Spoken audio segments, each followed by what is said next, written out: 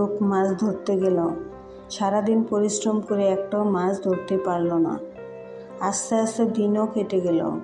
লোকটা মন খারাপ করে ভাবতে লাগলো, এভাবে খালি হাতে বাড়ি গেলে রাতে খাবো কি? দুশ্চিন্তায় তিনি দ্রুত মাছের বাজারে গিয়ে দোকানদারকে বললেন, আমি 3টে মাছ চাই, তবে একটি শর্ত আছে, যে 3টে মাছই জীবিত থাকতে হবে। আমি আমার বড়শি দিয়ে মাছ ধরব এবং তারপর কিনব। দোকানদার আশ্চর্য হয়ে ভাবতে লাগলো, কি আজব মানুষ লোকটা, যদি মাছ কিনতে হয় তবে মাছ ধরার জন্য এত পরিশ্রম কেন?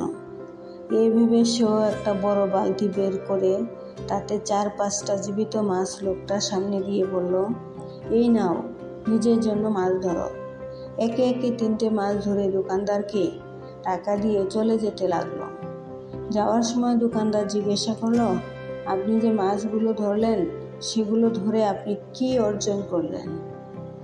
আপনার সময়ও নষ্ট হলো এবং আপনাকে একই পরিমাণ অর্থ দিতে হলো। লোকটি বলল, তুমি বুঝবে না, কিন্তু আমি কাউকে মিথ্যা বলতে চাই না।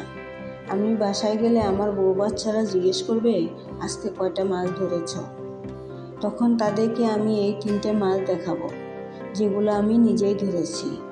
এই কাজ করে আমি নিজেও উপলব্ধি করি যে আজ আমি ব্যর্থ হইনি এবং আগামীকালও আমি নতুন আশা নিয়ে মাছ ধরতে যাব, যাতে আজকের মতো ব্যর্থ না হই।